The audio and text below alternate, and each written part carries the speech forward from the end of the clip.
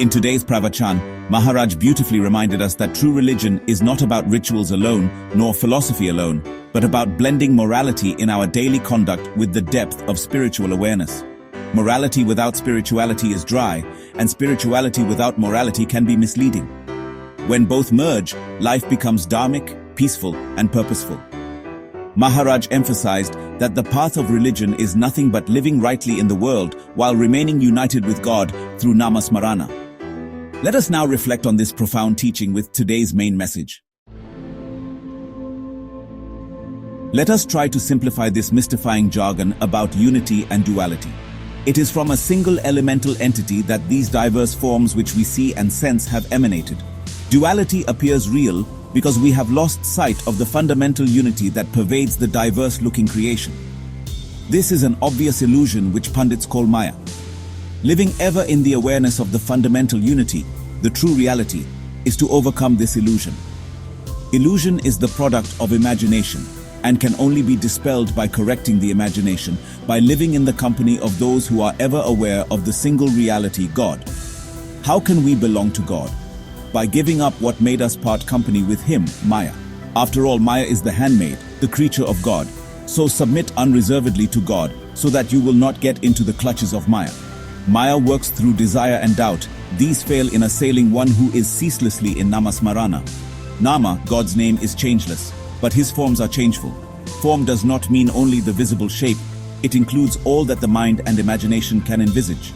Nama has no equivalent. It is immaculate, unique. What is perfect is satisfying, that is, it gives peace, which means lack of upsets and disturbances.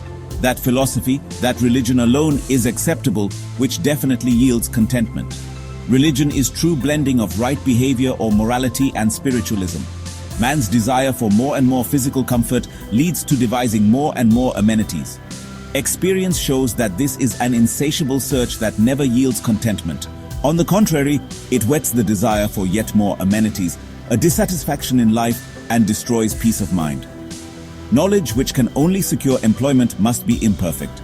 It can only provide means of sustenance. The study and knowledge which bring peace and contentment are quite a different thing. So what is popularly known as education need not be given paramount or undue importance. Looking at the misery prevailing in this world, one may well doubt whether happiness, contentment, joy can ever be found. The doubt, however, is baseless. For on festive occasions we do assume, for the time being, utter freedom for worry. The only thing to do is to continue the worry-free attitude for all time. An excellent example of blending morality and spirituality is seen in the life of Anaya Nayanar, one of the 63 Shaiva Nayanmars. Anaya was a humble cowherd in the village of Tiruvaro. He lived a life of simplicity, tending his cows with love and compassion. Yet even in this worldly duty, his heart was always absorbed in nama-smarana of Lord Shiva. While playing his flute, he would constantly sing the holy Panchakshara mantra, Om Namah Shivaya. His music was not mere entertainment, but a spiritual offering. One day, while grazing his cows, he entered such a deep state of devotion while playing his flute that he completely lost awareness of the world around him. Wild animals approached, but even they became calm, enchanted by his divine music. The power of his nama bhakti merged morality, his compassion for all beings, his honesty in livelihood, with spirituality, his ceaseless remembrance of God. Eventually, Lord Shiva himself, pleased with Anaya's unwavering devotion, blessed him and granted him liberation. This incident shows us how religion is not about abandoning life, but about transforming daily duties with nama and morality. Like Anaya, we too can live in this world, perform our duties, but ensure every act is soaked in remembrance of God.